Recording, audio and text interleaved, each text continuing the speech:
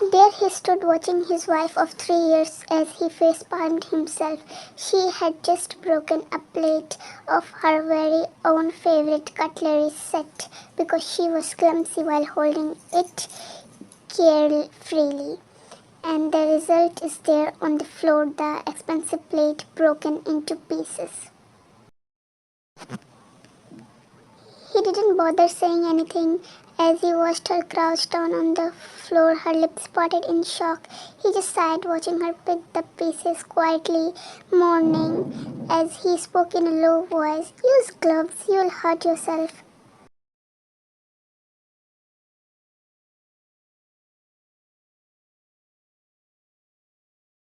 She muttered into the silence. This was my favorite as he just rubbed his temple, not amused by his wife's reaction. She has always been a bit clumsy, breaking things unintentionally. He can't even scold her. Not that he wanted to, though. It's just a mistake.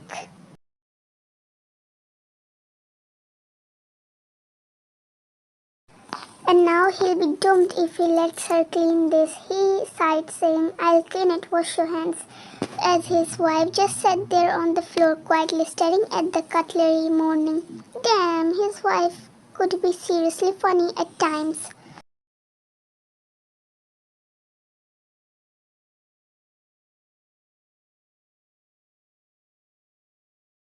And he didn't mind it. She was 2 years younger than him, making him feel a bit more soft towards her, though he didn't show it much, but it was evident in his actions.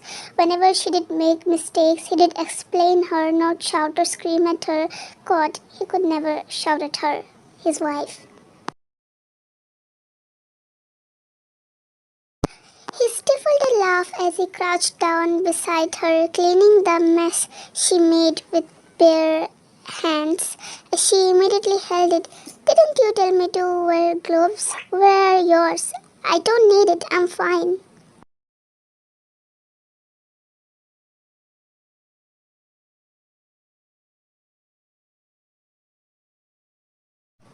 She hesitantly left his hand as she said, I'll get it from the kitchen. She stood up, rushing to the kitchen as he sighed, cleaning up, and by the moment she rummaged through the kitchen, searching for gloves,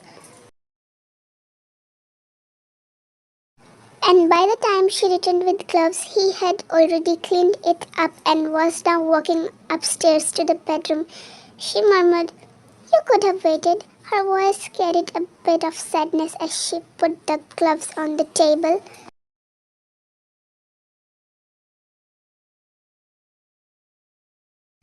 She quietly walked upstairs, following him.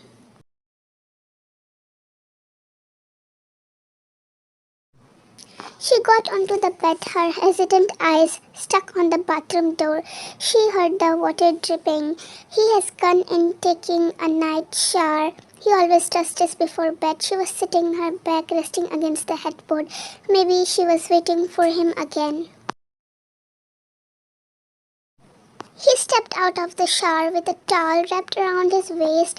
He moved forward to the vanity, looking at the mirror, drying his hair with another towel as he noticed her looking at him just like every night. Not asleep yet?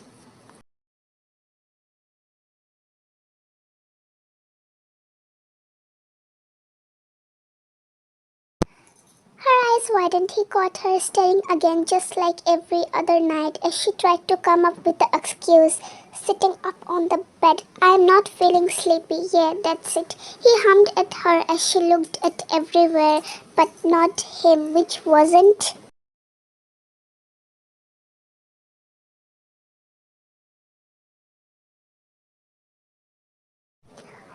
Unnoticed by him, he stared at her from the reflection of mirror as he walked into the closet, walking out wearing just a loose t-shirt and sweatpants. As he walked to the bed, she looked at him quietly, pressing her lips in a thin line. He just grabbed a pillow and a spare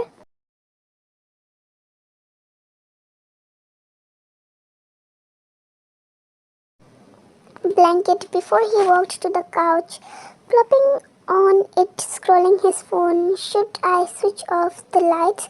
she asked hesitantly before he turned his gaze to her, staring at her for a few seconds before he hummed, turning his gaze back to the screen. "Will you not sleep?" She sounded hesitant again, which made him sigh as he replied, "I will, just not sleepy yet." "Why don't you come join me on bed? It's been 3 years of our marriage."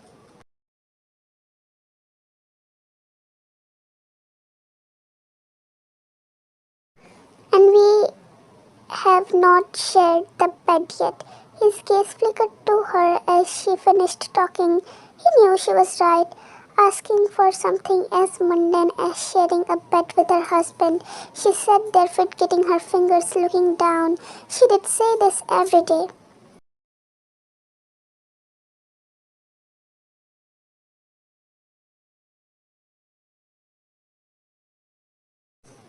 "I'm sorry, my precious wife," he murmured quietly, inaudible, as he put his phone down, his back turned on her, leaving her feeling miserable and sad. Her parents would often call her and ask for a grandchild, but how was she supposed?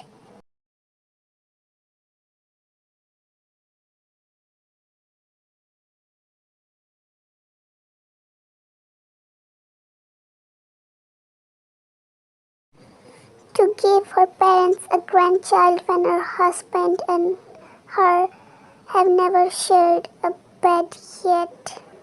Since past 3 years, not even once. Drowned in thoughts, she slowly fell asleep with her head resting against the headboard. She fell asleep sitting and with lights on.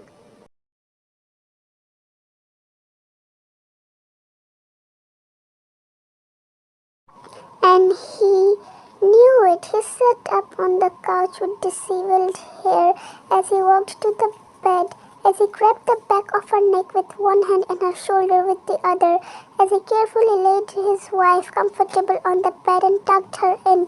He stared at her sleeping, peaceful face for a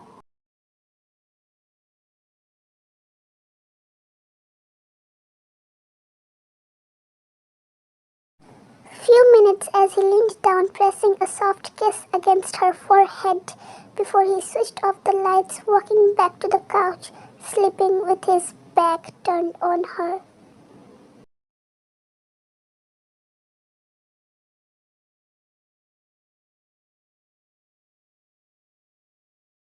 Next morning at 11 a.m., YN was preparing tea in the kitchen for her in-laws who have visited just now. Her husband isn't here yet. He's on the way to home from office.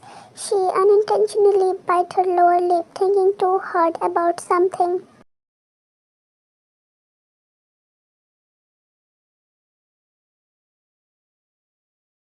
YNPOV, I just hope everything goes well. He isn't here yet. What type of conversation should I have with his parents when at the end it will drift on wanting a grandchild? I bite my lower lip, preparing tea.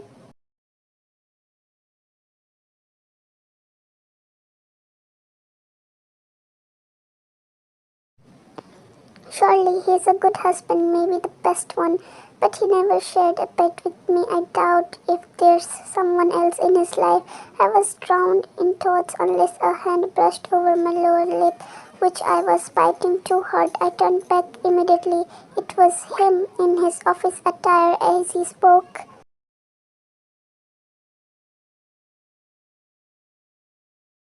"Are you planning on making that pretty lower lip bit and POV?" And suddenly Ryan, who was zoned out, came back to reality saying, "Huh?" He gently caressed her lower lip as blush crept up her cheeks.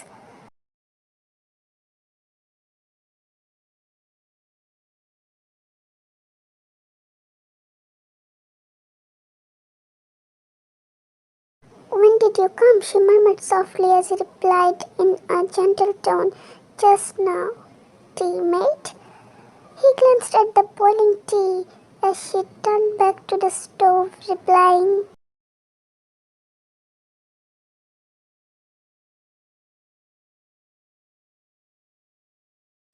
Almost done. Yeah, I'll go attend my parents. Don't hurry, it's fine. He softly brushed his hand down her soft long hair before he moved to the living room, as after a few minutes she followed with tea.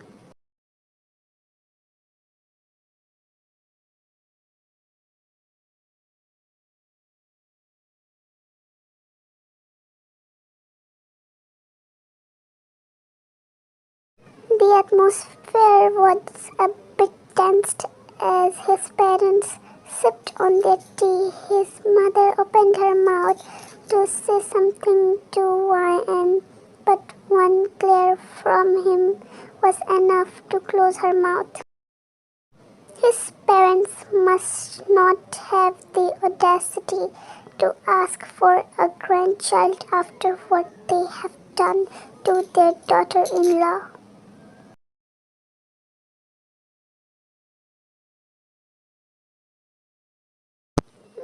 Thank you so much for reading till the end. Your love and support means everything to me. If you enjoyed the story, don't forget to subscribe, leave a comment and tap a like. It keeps me motivated to bring you more. Can't wait to share the next journey with you all. Until then, stay safe and keep believing in love.